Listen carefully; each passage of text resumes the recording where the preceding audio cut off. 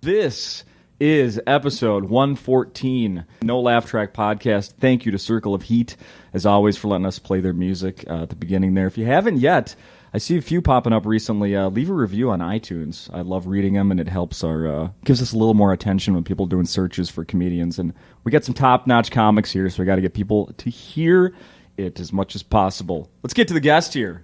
Welcome, Joe Zimmerman. Hey. Hey, I'm Joe. Joe, what's up, Joe? Thank you for having me. Yeah, nice to meet you, man.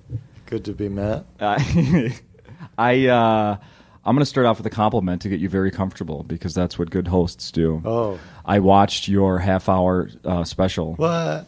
I watched it last night. Oh. So it's fresh in my mind. Nice. I thought I couldn't make it over to the show here, which is what I like to do normally, but instead I was like, I knew that it existed, that you recently did your half hour on Comedy Central. Where'd you find it? I'm curious. Well, this is what I'm getting to, is I thought, well, I'll be able to look it up on demand on Comcast, and it'll just be there. It wasn't there. Right. Then I thought, well, maybe it's going to be on Amazon Prime, where I can get it for free because I'm a member. No. I paid, Joe. Oh, no. Joe, I paid $2.99. That's great. To watch your 23 minutes of stand-up last night. $2. Where'd you pay? At Amazon. Oh, okay. Amazon has it. I'm always, it's so weird because it came out in July. Yeah. And I was like, I emailed some people and I was like, hey, where should I tell people how to get it? And just no response. And I'm like, I don't know how to get it other than iTunes and Amazon. Yeah. Yeah. Yeah. And you have to pay. I guess you have to pay. Yeah. So you could actually. Thank you. There's a Derek delivering some water Derek, here. thank you. Yeah, hell yeah. So if you could actually order like the whole season of the half hour per episode, and it would be like $5,000. I think. I mean, it's just like not that much, but it's ridiculous. Like, yeah. I think the whole season was 15 or something like that, but then per episode is $2.99. Hopefully they'll sell it all to Netflix or something at some point. Yeah. But I don't know if they will. Because I have trouble finding. I wanted to watch older half-hour specials, and I had trouble finding them. I assume you don't get like a nickel since I bought that. Not that I know of. No, I don't get it. I don't get that. No chance. No. I just get the set. I get the set fee, and then the rest is... Comedy Central owns it. Yeah, right.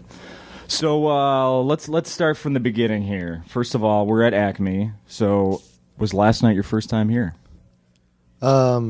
Tuesday and Wednesday. But wait, today's Thursday. Yeah, so Tuesday. It was Tuesday. I'm so used to doing this Wednesdays. Yeah. Was 2 days ago your first time here? First time to Acme. Every comic says it's the best club. So they're right. I've been really excited to come here, and it is. It's awesome. Yeah. And you're working with Cy.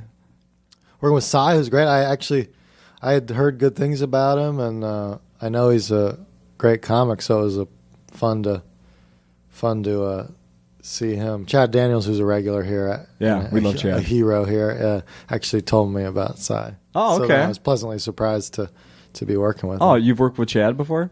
Yeah, I just met him in Nebraska at the Great American Comedy Festival. Oh, right on. Yeah, he was the best. He's just in conversation, we were just like hanging on his every word. Yeah, he's great. Yeah. Well, I was told last week that Cy spoke very, very highly of you. So, told by who? One of management here was That's cool. Spreading a word that Cy vouched for your. That's cool. For your ability. Yeah, he said he listened to my album. I was very flattered.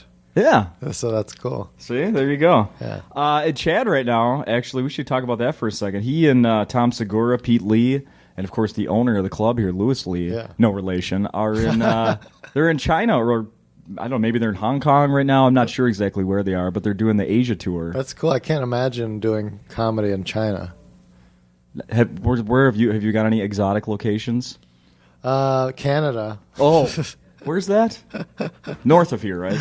Yeah, I'm working on Melbourne, but no, I haven't I haven't done anything exotic. North Dakota is about the most exotic. The most, as far as different crowds, I would say North Dakota and Alabama are the most different exotic crowds Okay. I've performed for. And those two probably have nothing in common either. Very different Yeah. crowds in a unique way. Yeah. I'm not from this region, but you must be more familiar with North Dakota, being from here. I know, yes. I did a show. I had so many weird experiences. I had a police officer follow me on the highway for an hour, just right behind me, and there was no other cars or anything, just a police officer right up on me for an hour. I thought he was going to take me to jail or some weird jail. And then I had another show. I did a show, and then I stood outside on the phone after the show to make a phone call. And the chef, the cook, kind of just came out and started staring at me. And he came over and was like, "Oh, you're the comedian. I was about to call the cops." I was like, "Why?" And he's like, "'Cause you were standing out here." I'm like, "It's the sidewalk." Huh? Like, they were just the strangest interactions. And I just attribute it all to, now I have this weird North Dakota bizarre stereotype. We don't do that here, buddy. That's bizarre. Wait, you were standing on the sidewalk. We sit on the side. I mean, yeah, you have to think, like, dissect that. Well, what would have been making it okay? Standing in a different part, sitting? It's a restaurant. It was like 10 o'clock. I'm standing outside. I don't understand. I don't get it. What are you, some kind of paparazzi? I mean, it's just so bizarre. I wish I'd asked. I wish I'd inquired further. Of like, no, tell me why that this is weird.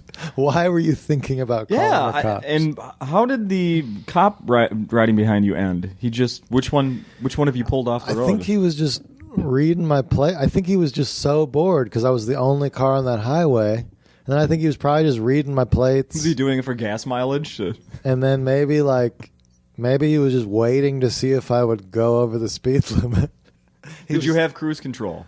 I did, but there was there's a speed limit sign every 30 miles, so I'm just going slow, hoping I'm going the right speed. Oh, you didn't know. I'm going to guess it's 60, maybe 55. What if it was 80 and you're going 50? Yeah, I mean, but it just felt sketchy because it doesn't feel like you're in America. It feels like you're out in the middle of nowhere.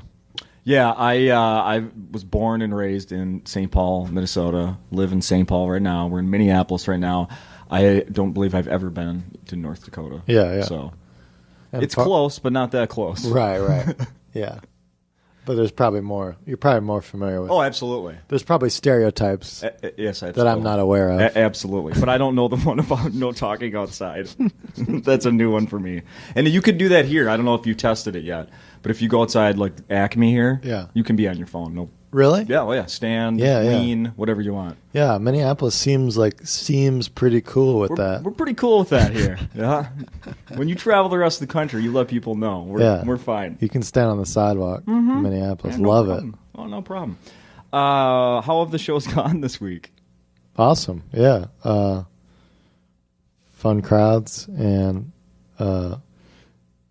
Cy and Derek, the opener. Yeah, Derek Henkels. Yeah. Very funny guy. Yeah. So, yeah, I got nothing weird to report. I wish I had some weird audience stories. No, that's fine. That's good. Yeah. It's been fun. That's good. So, where did Joe Zimmerman first? Why? How did you end up a comedian? Why a comedian? Why not a carpenter, which is what Zimmerman means? Oh, huh? Good. Yeah, nice. Huh? Yeah, you know your stuff. Pretty good, huh? Yeah. Thank you. Yeah, a lot of people ask me if I'm Jewish because apparently Zimmerman sounds Jewish. Yeah, I wasn't going to ask that. And I have to be like, I'm not Jewish. It's actually a German name. Right. And Zimmerman means carpenter. Yeah, see? Yeah. Uh-huh. So why not a carpenter? Why a comic? How did that happen? Well, I went to college at Davidson College in North Carolina, and I just realized I did not want a job, like a day job. Yeah. Because I knew that much. And I actually played on the golf. I think where it started was I played on the golf team, and you do so many hours of golf that it was hard to keep up with the reading load and in high school, in college. In college, yeah. It was I couldn't keep up with the workload of college. Sure. And participation grade. I remember the participation grade in British Romanticism, my junior year, was 40%, and I could not keep up with any reading. And I was like, I got to participate. So I would just, I realized if I could chime something in funny every now and then, it would seem like I was participating. Yeah, more memorable. Yeah, and I got the weird. So I started killing in this British Romanticism. Seriously? Yeah. I don't remember what I was saying. I don't know what I was saying, but because I wasn't reading, but I was somehow like tagging off what other people were saying. Yeah, that's awesome. And then at a party, a fraternity party. I wasn't in a fraternity, but I went to a party. I had this one drunk guy be like, "Hey man, you're the reason I get up at 8 a.m. to go to British Romanticism." And I was like, "What?" He's like, "Yeah, man, you're just so funny." Holy shit.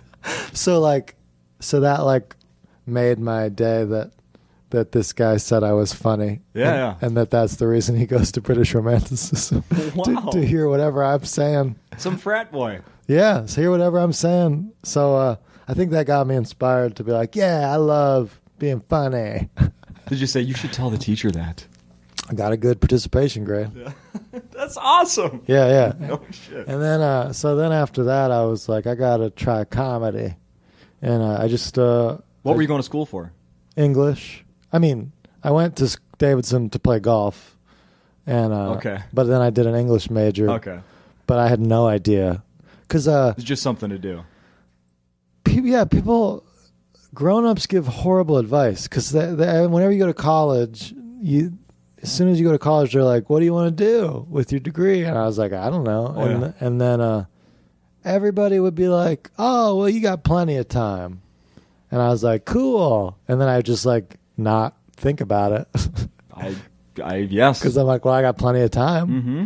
And then sophomore year, what are you gonna do? Plenty of time. Junior year, plenty of time. Senior year, plenty of time. They're still saying it. Senior year, and then you graduate, and now people are like, "What do you do?" And you're like, "I don't know." And then they're like, "Ooh, I guess not go back to school." I don't know. All of a sudden, it's like, "Yeah, you're out of time." So, I think humans give bad advice, or not enough. I think that was my problem. Is I didn't get enough advice. They left me to my own decisions of going to college and blowing all this money I'm still paying back because I didn't graduate, and it was an undecided major. I didn't even choose one. I still have the button or the name tag, I should say, from my freshman orientation. It says Justin Severson, undecided. Which school? University of Minnesota, Duluth. So you got the student loans now. Yeah, still to this day. There should be a class that's like, hey, this is college. You got to take advantage of it. Start thinking about your career and start, being active about it because this is when you should take advantage of it. Seriously, dude, you can still smoke pot, but just go to class and do the homework, not just smoke pot and go to class. Yes, because I could have got involved in bringing comedians to school and stuff like that. But I was just like, I'll just start comedy after I graduate. I didn't know how things work. Nobody tells you anything. No, God, no. Did you have your parents pushing you anything? I remember I was undecided for so long that my dad gave me some pamphlets on blue collar jobs. One of them was truck driver. Your dad gave you a truck driver pamphlet? Mm-hmm. That's such a weird thing for a parent to encourage. Yeah. Uh-huh. What does your dad do? Teacher. I know. Why did he want you to be a truck driver? I don't know. That's like the opposite of what? Steady work, I guess. That's so weird. You'd think he would want you to be a teacher.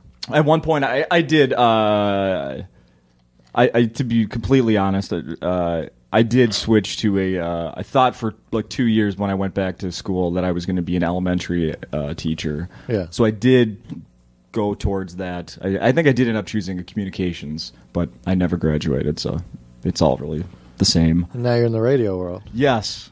Well, see, they say a teacher's child often becomes more of a creative entertainment type. I don't know if that's true, but I'm both my parents are teachers. Okay. Yeah. And my sister and I are both. She's an artist, like molds and paints and draws and like, like a hands-on, like real artist, not like a radio person. Yeah, I think there's something about. Yeah, my parents are very supportive. Do whatever you want. But then they were just like worried about comedy. They're not like down on it. They're just like, are you going to be okay? Yeah. Do you was there any influence from your parents of like comedians? Like, did you any? I think like for me, the only comedian like my parents and I ever like connected with together would be Louis Anderson, because he was from here, and my dad always Minnesotans, you'll learn, always like take such pride in if someone's from here. Like we just we'll let you hear about it forever. We're so proud of people that have made it big from Minnesota. So when Louis first made it, big on the Tonight Show and all that, I remember my dad like, you should really pay attention to this guy. He's from St. Paul. Like, well, that's all you had to say. Well, yeah, I think my dad was huge into Bob Dylan and songwriting, and so I got into songwriting at a young age, which kind of got me into being creative. Also with Zimmerman, Bob Dylan. Yeah, that's right. Yeah. So I got into being creative through songwriting, and then I don't know how it shifted into comedy because neither of my parents really watch comedy. But my dad is definitely funny. In fact, when I started comedy, I was like, this is a shift. Like, this is very different than anything my dad has ever done, because a lot of people say I'm very similar to my dad. He loves golf, English. He's an English professor. Okay. So I kind of like a lot of the same things my dad does. And I was like, well, this is a definite change, of course, because he's not into comedy. Uh-huh. And then he was like, after I'd been doing comedy for about a year, he was like, you know what this reminds me of? When I did comedy, he didn't really, he did a 2-man comedy TV show, public access, right after he finished college. Holy crap. And he was like the straight man, and his friend was like the crazy guy. And they did a public access TV show in Michigan, Ann Arbor. Wow. So he definitely is funny and has some of that. Like, he does some of that straight guy stuff where he plays dumb. Yeah. To be funny. That's awesome. Yeah. Have you seen the videos of any of these things he did? Does it exist? No, this would have been in the late '60s, so I doubt it exists. Yeah. Public access. Yeah. I doubt it's nowhere to be found, I'm sure. Yeah. Wouldn't that be great if it turned up someday? Oh, I bet it's somewhere in some Ann Arbor public access archives. Check the library. Yeah. I think that'd be awesome. I would love to see video of my dad acting like a clown from 30 years ago. Yeah. I wouldn't believe my eyes. That's for sure. But now he's the type that he watches Woody Allen movies. That's his comedy. Oh yeah. And Woody Allen movies are pretty serious. Yeah. now. But that's he's kind of a highbrow comedy. Sure. Yeah. I get that. And then I saw actually I was listening to your album that I also purchased. Oh, thanks. So I'm in like $13 right now. Oh my gosh. I know. I could have man. come to the show last night for free. Yeah. But no, I'm plucking money down like it's I really nothing to me. Appreciate that. But you have a thing in there, only child, right? Only child? Only child, yeah. Do you think that has an effect on turning into a comic? Yeah, I would say you definitely spend a lot of time alone, and maybe the comedy part is like you're 10 years old and you're at a dinner table with 8 grown-ups, mm-hmm. and they're like asking you questions. So like you're kind of entertaining people as a kid. Yeah. But mainly just being alone a lot, I think got me cool with writing. Yeah. Like I like being alone. I like some solitude. But people have a bad stereotype of only children. They're like, "Oh, you're spoiled." Doesn't necessarily turn out that way. Yeah. It's like I was just alone. Yeah, I'm not. I have this one sister, but she's 7 years younger. Yeah. So there's a lot of times where it was like I was a only child. Yeah. And I think it just definitely spent a lot of time like the solitude, as you put it. Yeah. Thinking. A lot of thinking. Yes. A lot of thinking. Yeah, I think it made me an overthinker, if anything. Probably. I analyze things, I think. Does I that worry. make you worry about things? I You just worry. said it. Yeah. You said it at the same time. I actually just learned in the last couple months that I've had an anxiety problem. I didn't even know it, but I just because people say I'm pretty laid back. Mm-hmm. I sound pretty laid back. Yeah. But during the day, I just kind of just worry. I think that kind of wears you out. Mm-hmm. So I'm reading this anxiety workbook, and they say the key to not worrying, or the key to anxiety, is to teach yourself that worrying isn't helping. But it's hard to convince yourself of that, because I'm like, isn't worrying helping me? Yeah, right. I tried to. I went for a hike. This is the example of my kind of anxiety. I was in Colorado a couple weeks ago, and I was like, I got to relax. So I was like, I got to take advantage, go for a hike. And I forgot how dangerous hiking is. Uh-huh. The first sign going out there was fire danger is moderate.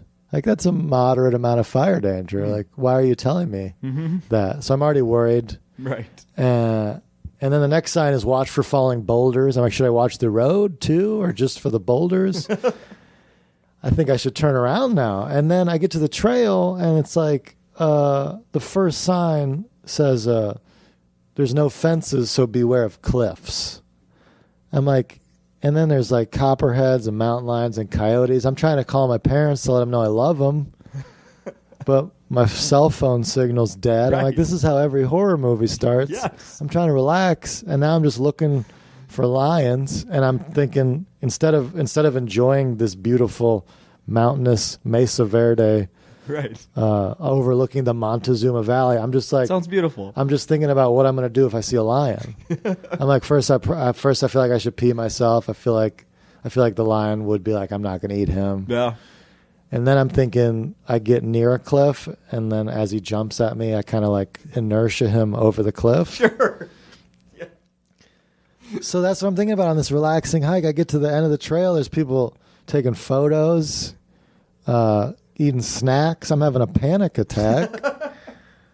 I'm like, didn't you see the signs about boulders? Why am I the only one wearing a helmet?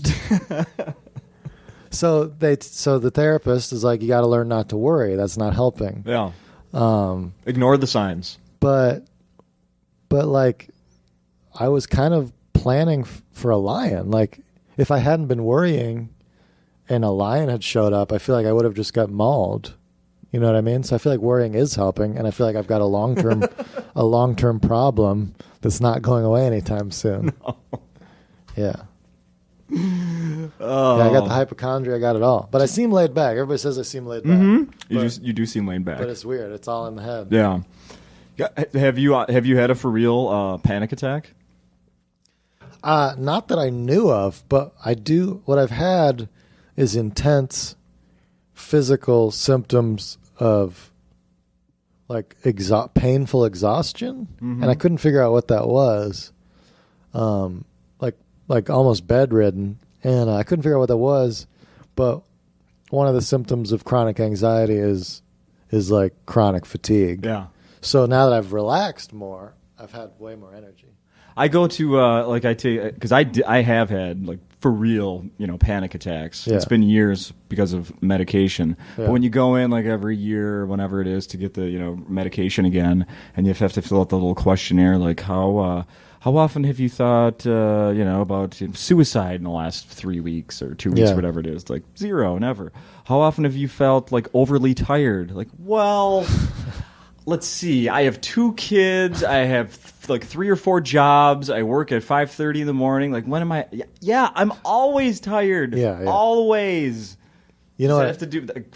Am I unhealthy? Am I healthy? I'm tired. I'm just tired. I got the secret. Yeah. I got the secret. What's that? They say one of the biggest anxiety provokers is caffeine. And I got off the caffeine. At first, you feel horrible because you're just tired. But after you get off it, you start to slowly feel way less anxiety and more energy. So Really? I see you drinking a Red Bull. I'm concerned. Well, yeah, I have a long day ahead of me, and No. I could not live without. I love coffee though. Even I do like too. the taste, the smell. I love the smell of coffee. I'm telling myself I can return to it after I learn to be more relaxed. So this is something that's new? Yes. Really? Yeah. Because I didn't know that anxiety was a problem. I was like, I got all these problems, but I didn't know that the problem was just me worrying about everything. Like That's not fair. even things that don't make any sense to worry about. Yeah. Like I think I was reading about what phobias are. Mm-hmm. Like the definition of a phobia. It's like something that you think about constantly and then you learn to avoid it. I had every symptom of phobia was doing my taxes. Like it was a full blown phobia. Like I would just think that like I'm somehow going to get the taxes wrong and then go to jail. And then I would avoid, like I didn't even make enough money last year to raise any red flags with the IRS. But I'm like, if I report something wrong, if I miss a 1099, they're gonna find me and I'm gonna go to jail. They're gonna take money you never had. Yeah, I didn't like. Here's the thing, I don't even worry about paying. I don't even care about paying the government money. I'm like, happy, take my money, just don't put me in jail. Right. Like most people just don't want to pay money. I'm like, I just don't want to go to jail. Take my money. I've got such a weird backwards perspective of the IRS. I'm like so afraid of them. I'm like, I just want you to have all my money and leave me alone. The track from your CD I was listening to just as I was pulling up here to Acme was the one. I think it's called Doppelganger. Is that what the track is called? Oh yeah. Yeah. And that one goes right along with what you're just saying. Yeah, jail phobia. Yeah. Exactly. Worrying, or someone that looks like you getting you into trouble. Yeah, because I have doppelgangers. People are like, hey, I saw you at the Whole Foods in New York City. And I was like, I was at the Whole Foods in Minneapolis this week. And they're like, well, you have somebody that looks exactly like you. I'm like, I hope he doesn't murder anybody. Yeah. Because that happens. People go to jail for the wrong reasons, which is also the same reason I don't want to get married. Not for the reason you think. It's because anytime a wife gets murdered, everybody's like, husband. Like a wife could drag up on the beach with a shark-bitten head, and there'd be at least one person who was like, bet the husband attacked her with a shark. Yes. I knew he was a weirdo. So, like, it's a weird thing to tell your girlfriend, like, hey, I love you, but can we just keep this casual? Because if we get married and then you get murdered, it would really suck for me. Yeah. Yeah. You know how things change. But I feel like if we were just dating, the jury would let me off. Yeah, right. I'm going to show you. The internet reception down here underground in Acme is not very good. I'm going to show you when we're done. Someone posted on my Facebook page last night, and I chuckled when I was listening to your CD then today. Apparently, there's a TV show where it's some tattoo show, some reality show, and there's a guy on there. A friend of mine posted a picture of this guy on my Facebook page. He's like, dude, I'm just watching this. This guy looks exactly like you. Oh, no. And he does. You even can tell? Yes.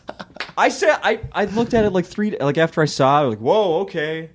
An hour later, I went back. I'm like, holy shit. This is just shaking my head going, God damn, this guy does look like me. Do you know his name? It's Aaron something, and he's on some tattoo. Inked? Is it inked? It wasn't inked. Yeah. Tattoo.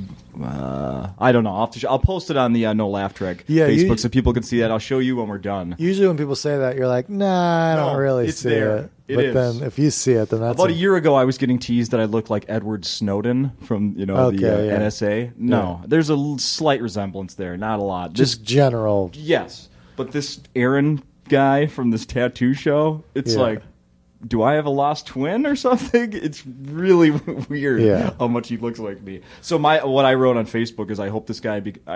I had never heard of him, and you haven't. But I thought I hope he becomes famous because then I can only use this to to promote the podcast. Like I want this guy to be uber famous. There's got to be at least one perfect match in the world for every huge celebrity.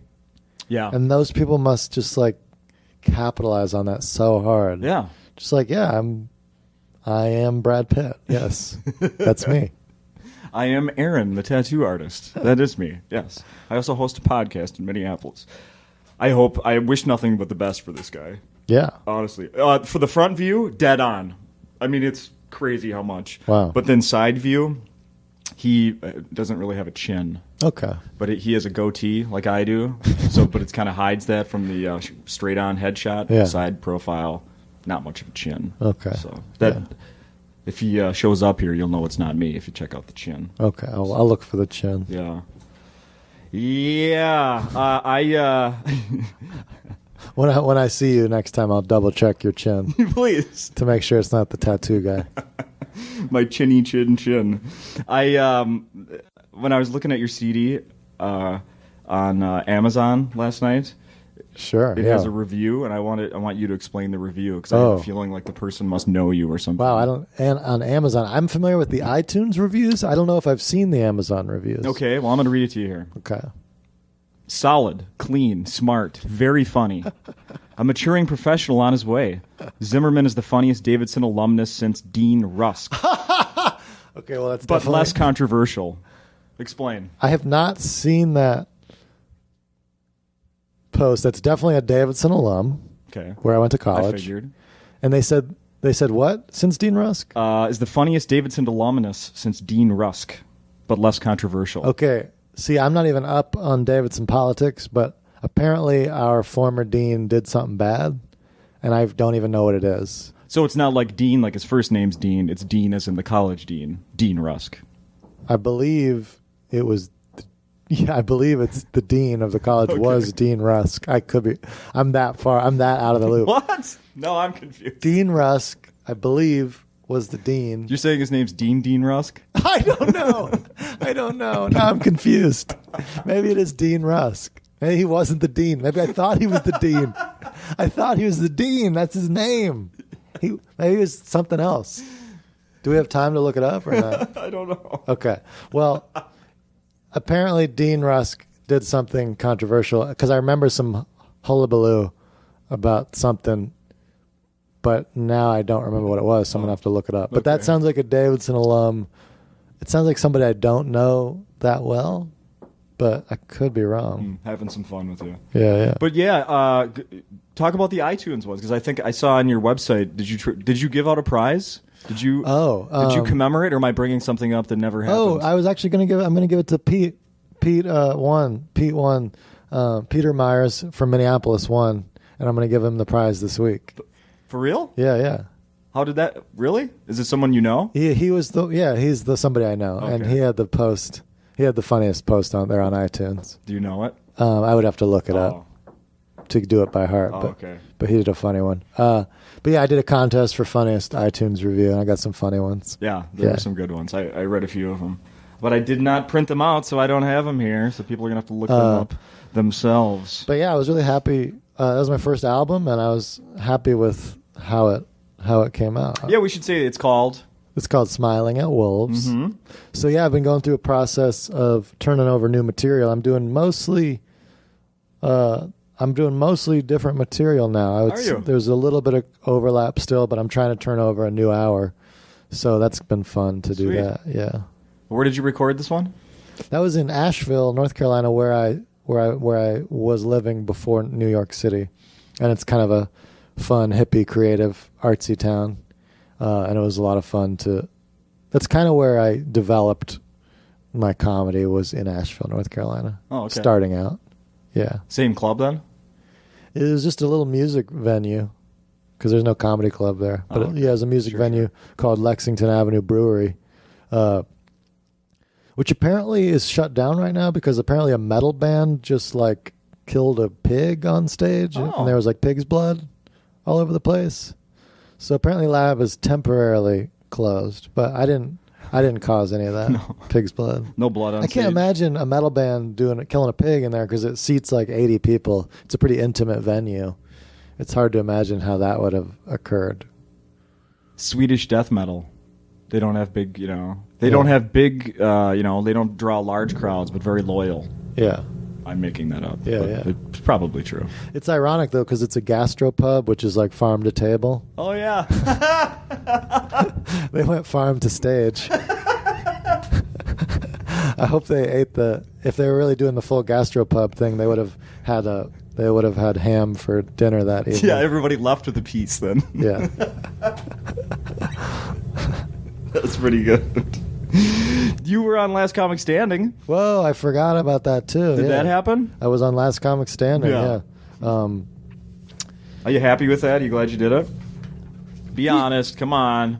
Well, yeah.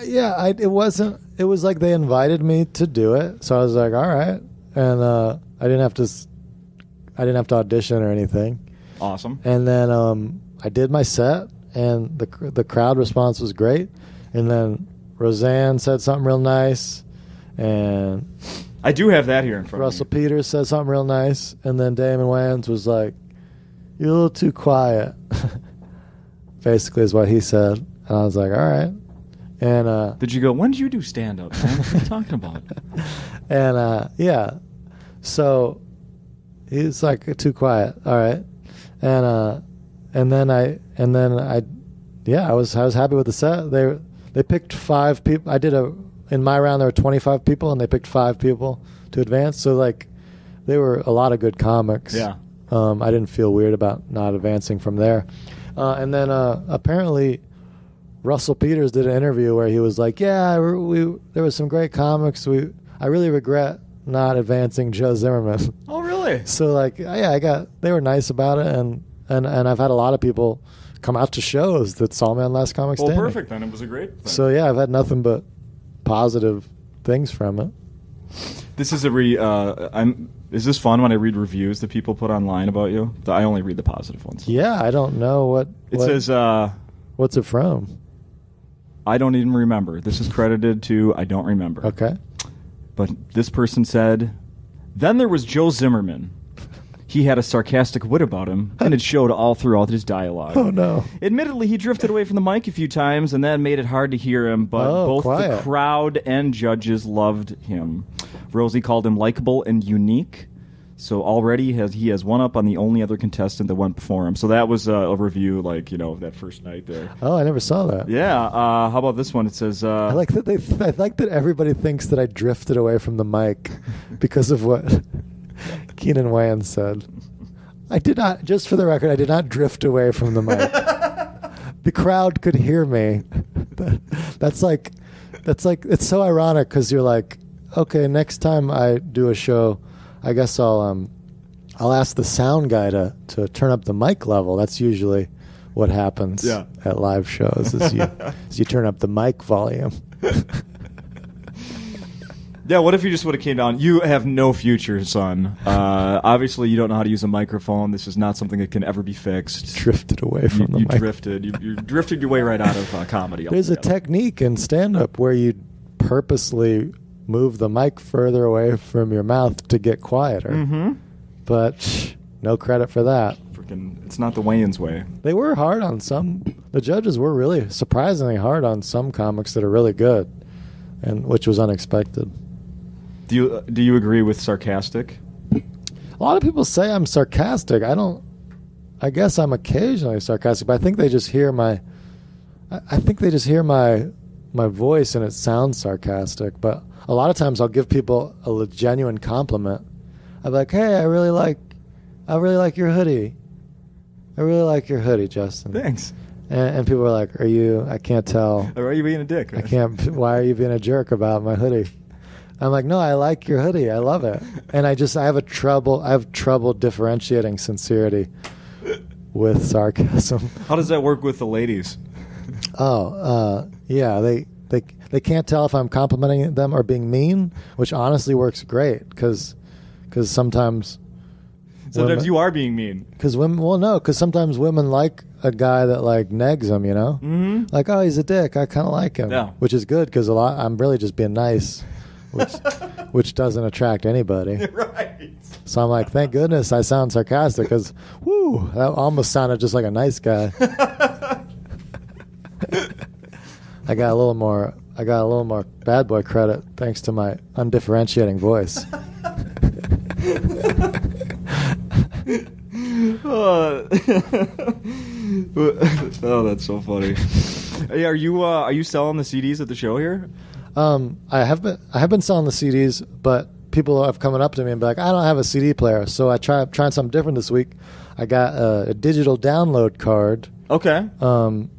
Where I just give you the digital download for $5, or if people sign up for my email list, I'm giving it to them free. What? Yeah. So I'm trying to put more emphasis on getting people to come back to shows in the future, and getting the album out there. Well, that's a hell of a deal. Yeah. I paid $10. I know. I'm kidding. I feel bad. I'm happy to. But I have been selling the CD for $10 up until this week. Now I'm trying the free digital download. Oh, well, the people last night or last week are really happy to hear that. I know. Really got ripped off. Sorry, if Portland, or wherever you if were. you came out 2 weeks ago. But some people like the CD because they want you to they want a souvenir and they want it signed. Mm-hmm. But I'm just trying it this way. I don't know which way is better. Finding out, trial and error. I still like physical, but I'm not in my 20s anymore, so I grew up buying CDs. Yeah. Barely in my 30s anymore. Well, maybe I'll give. So I still like a physical CD, but I also end up loading it onto my iPhone anyway. Well, maybe I'll get physical CDs then and just have the option. Exactly. Yeah, have the option. That's a good idea. Yeah. Well, I'm glad I could help that. I appreciate that. I need that feedback. We got some more time here. I don't Let's know talk about some more stuff, Joe. What were Beards of Comedy? Sure. That wrapped up a couple years ago? Yeah, I started in the Southeast, and you do a lot of crappy bar gigs for rednecks. And I kind of wanted to do something a little more on my own terms, so started a group called the Beards of Comedy with friends, comedians with like-minded sensibilities. And we toured for 4 years as the Beards of Comedy, 4 dudes with beards, and we did not tell jokes about beards. We were just 4 dudes with beards. Sure. And it was fun. We did tours where we had, this was when we were just starting out in comedy, and we had Brian Regan do a guest spot. I met Brian Regan. Awesome. Who now I've stayed in touch with, and then Maria Bamford did a guest spot at one of our shows, Kyle Kinane. So we did this little DIY tour in these little bar venues, but we got all sorts of, met all sorts of great people through doing it. And it was fun. It was like getting the experience of being in a band a little bit, because we were in a van together. Oh, awesome. And kind of started to get annoyed with each other. Okay, sure. But not just like a real band. But not like bad annoyed. It's just like you're in a van with 3 other dudes. Mm-hmm. You're like, it's too crowded. Yeah, well, we talked about it. Sometimes solitude is nice. Yeah. Yeah. So we toured for 4 years, and it was great. We just did a farewell tour about a year and a half ago, and we're still all good friends. Yeah. Are people begging for a reunion already? Yeah. People are just like, when is the Beards coming back? People are dying to know. Kickstarter. We're gonna get you a new van. When we did our farewell tour, we were like, maybe someday we can do kind of like a documentary type reunion tour in the future down the road when we've all progressed quite a bit. Like if a lot changes. Are the other guys still doing comedy? Or? Yeah. Dave is doing great in L.A. He just did the Late Late Show with Craig Ferguson, and he just did he just was the star. He was the main person in a food documentary that's going to come out soon, where he was on a juice diet. Andy just put out an album that did very well, and he might get to do an hour special in the next year or two with Netflix. Nice. And then TJ is doing comedy in New York. He's doing great. And so, yeah, everybody's doing it. We were thinking if we all progress, go down our own paths, we might try to come back and do some sort of documentary reunion when we're all different people. Yeah. Stuff like that. Oh, I think that'd be cool. So you're living in New York now, you said? I'm in New York City, yeah. How Queens. was that? I love it. You do? I've been there for 3 years, and the first year was very depressing because it's so hard there. But once you're there, you're just like, I was kind of blown away by how hard people work. Because you kind of have to work hard or else the city is like, we're too expensive for you. Because the rent goes up every year. So what kind of place? I always curious. What kind of place do you live in? Do you mind saying? Oh, when I moved to New York, it was horrible. Now I live in a nice, for me, for New York standards, a nice studio apartment with my girlfriend. So I live in a tiny place. Okay. But it's nice by New York standards because it's right by the park in Queens. It's right by the river, and yeah, I'm really happy with where I live. But yeah, I mean the cost of living is insane. What was the first place like when you moved there? The first place I actually lived with TJ, one of the Beards of Comedy, and we lived in a 2-bedroom. We paid $700 each to live in like basically right by the projects in Bed-Stuy, Brooklyn, which is what they rap about. Right. That's the only way I know about it. Yeah, yeah. It's rap music. So I lived in a neighborhood for $700 a month where there were fleets of cops walking down the street. And that's $700 a month to split an apartment. Yeah. But yeah, we moved in to Bed-Stuy and we walked around the neighborhood that night and we asked one of the police officers, he's like, any advice for this neighborhood? And he was like, move. Get out of here. And the other cop was like, it's not that bad. He's like, leave. Yeah, they were like, we learned after we moved out that there was a murder right at the footsteps of our building, like the week before we moved in. Nice. So yeah. New York cost of living is high. Yeah. Yeah. And you may have to step over a body. So you got to work harder. Because I was in Asheville and it just felt like I was retired. Because ease of living is so comfortable. I imagine so. And then you go to New York and you work harder, and the comics there's so many good comics because comics move over the years. They move a lot of the good Minneapolis comics slowly moved to LA and New York. Absolutely. So you've got generations of the best comics just tucked away that you've never even heard of all over New York.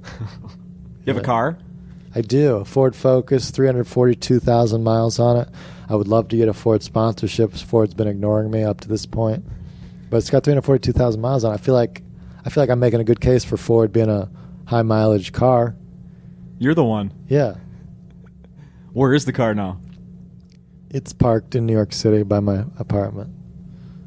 You have on-street or off-street parking for this car with...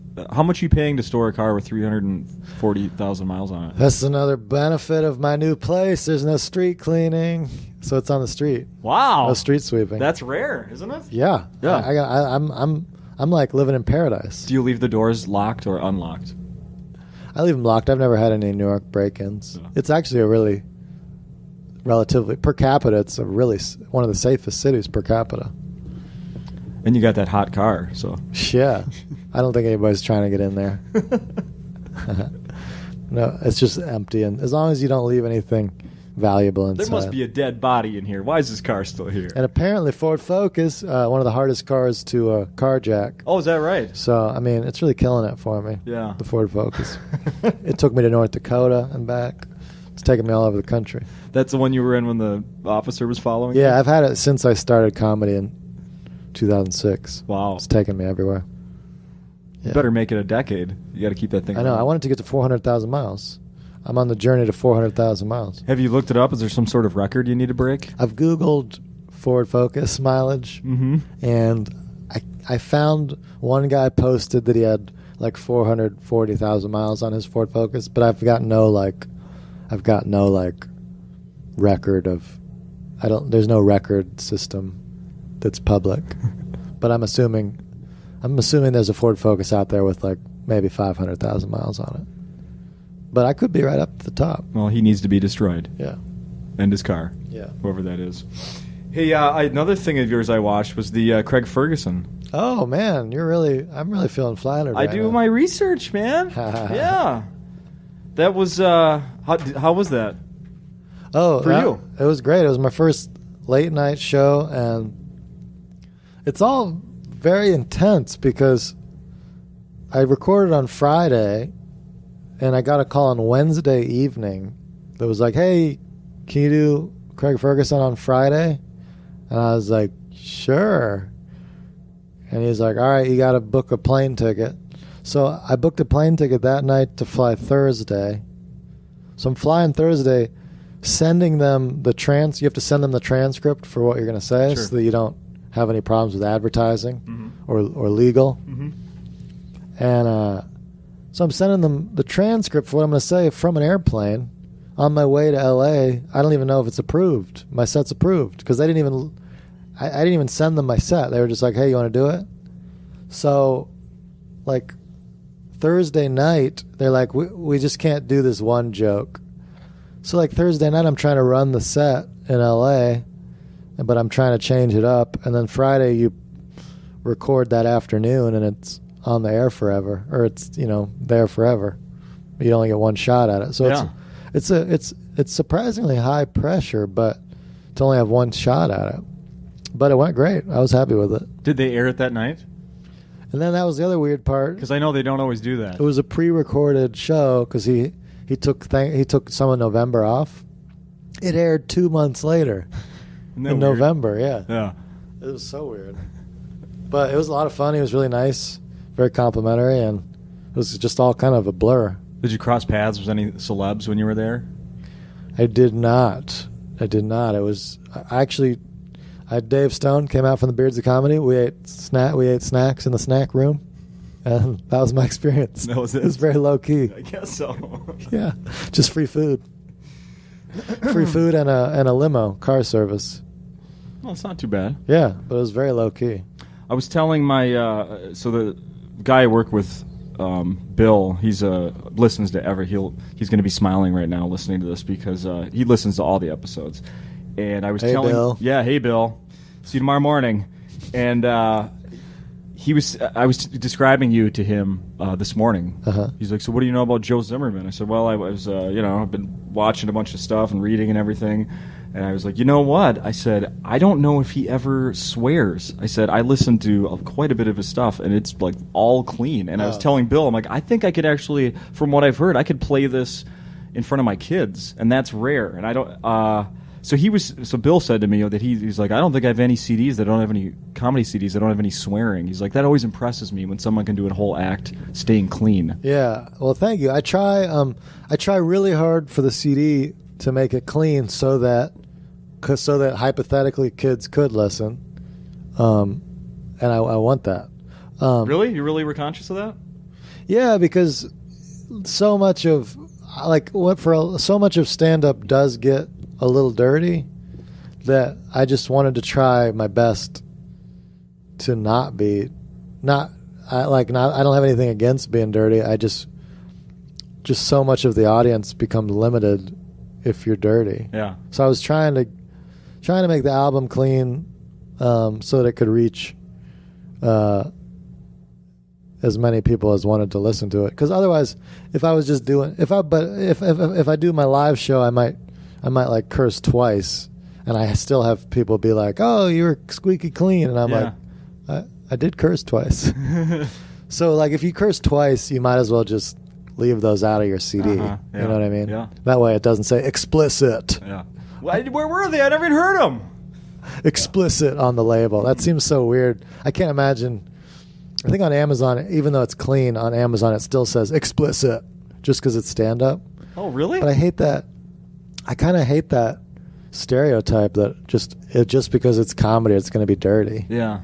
Well, it's just definitely the majority is that's popular. I mean, and I think doing shows at night in clubs with people drinking, it's like it is more challenging to be completely clean because I mean, it's more fun it can be a little more fun sometimes to let loose. So sometimes live shows I won't be squeaky clean by any means. No. Yeah. I've said this on the podcast before. My kids really liked one of the last times I talked to Pete Lee on the show here. I pulled up one of his Comedy Central specials and was playing it. My kids were sitting next to me and was like, okay, yep, clean. And then it was like innuendo. Okay, we gotta go. We gotta bail. Like, No, a little too far. Yeah. A little too far. And nothing's like, I mean, exactly. you can't. I'm not offended by anything that's vile, graphic, foul. Like I couldn't care less. But it was nice to be able to share something with my kids, especially something that I love so much, which is comedy. They ask me about. They can't listen. I mean, they don't listen to this podcast. But I do talk about it, and it's be nice to share. Something. That was my ideal. That was my ideal for the album. Was like so many kids have listened to Bill Cosby albums because they're allowed to. Mm-hmm, mm-hmm. So I wanted hypothetically, if parents wanted their kids to listen, I wanted it to be possible. Yeah. So I was conscious of that. That's good. Yeah. That's really impressive. Well, what do you think? We're just getting about that time where I need to leave soon to go pick up these kids I've been talking about. Cool. Is there anything else we should be mentioning about you? You want to get out there? Twitter? I'm on the Twitter at Joe Zimmerman. Let's see. The album. Yeah, you named the big ones. The album and the half hour. I'm excited about both of those, which you can find online through various sources which you found. Yes, it is possible. Also, the John Oliver appearance. That one, you can watch. That one is free on Amazon Prime. Oh, is it? I didn't even know that. Cool. Yeah. Oh, very cool. I think so. I watched it somewhere. Maybe it was iTunes. Now I'm just confusing anyone. Just search it yourself. You'll find it. The John Oliver, yeah. But mostly, Twitter would be great. Yeah. If you want to hit me up on Twitter. And then I did just think of one other thing I want to ask you. So with relatively clean material, do you try to get these corporate gigs a lot of people do? I don't try because I don't think I'm very business savvy. What? I don't know. I do a very I can do a clean hour, but it's not like Pepsi's like, hey, you're clean, come. Let's give you $20,000 to come work for us. Like, I don't know how to reach out to these people to let them know I'm cool. Okay. Like, if I knew how to get in touch with Coca-Cola and Nike to let them know I'm clean. Well, geez, man, I talk to comics every other week here that get these corporate gigs, man. That I got a half hour I could do for the company, the corporates. Yeah. I think it has to do with having. You need to meet that right person. Yeah, I think there's certain corporate agents out there that get you in touch with corporate gigs. I just got a really awesome agent, one of the big ones with Gersh in L.A., who's booking me at all the best comedy clubs. I was going to say, obviously you're here, so something's going right. He's booking me at all the best comedy clubs and best college gigs, but I very rarely do corporates. I'm not sure why. I think I'm still like a lot of. It seems like a lot of older comics do corporates. Mm-hmm. So I think people still sort of view me as a younger comic, maybe. I don't know. Interesting. Well, you know what? Now I think about it, it does tend to be people that kind of like stay in one spot, though, too.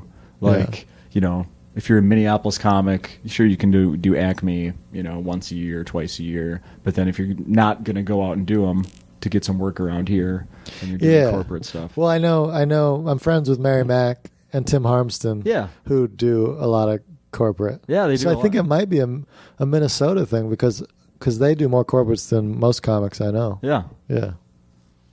That must be it. I must be hanging out with them too. But hey, what I'm saying is I want everybody to write to Nike and let them know I'm available for tons of money to do their giant corporate gigs. That'd be awesome if they want to helicopter me in. Any other companies you'd like to? McDonald's? Actually, my favorite corporations are Chipotle, okay, Panera Bread, Starbucks, and I love Jimmy John's. Jimmy John's. Ford. Those are my 5. Okay. Yep. If you're listening, Mr. Starbucks, Jimmy of Jimmy John's. Yeah. Give us a call. Don't call us. We don't have a phone. I feel like they just have so much money and they're just ready to spend it. That's my just association with corporations. Yes. They just got billions of dollars to throw away. As soon as they pick up the phone when you call, it'll all be set in stone. Yeah. Yes. Well, Joe, it's been awesome. I hope people come and see your shows. I'm disappointed I didn't get to. Well, you saw all my content. I've seen everything, but I didn't see it live, so people ought to come out here. You're here at Acme through Saturday. Yeah. with Cy and Derek. Yeah, it's a great show. Everybody's good. I agree. I can vouch for him. All good. And Cy normally headlines. Damn right. Yeah. So that's cool. Yeah, but you said not this week, pal. Hey, No, you didn't say that. I didn't say that. He's great. There's room for everyone. Yeah. Yeah. So you got the two headliners back to back. Damn right. It's a damn good show. Well, thank you, Joe. Thank you. Thanks for having me. It was fun. Continued success, sir. I appreciate it. Thank you.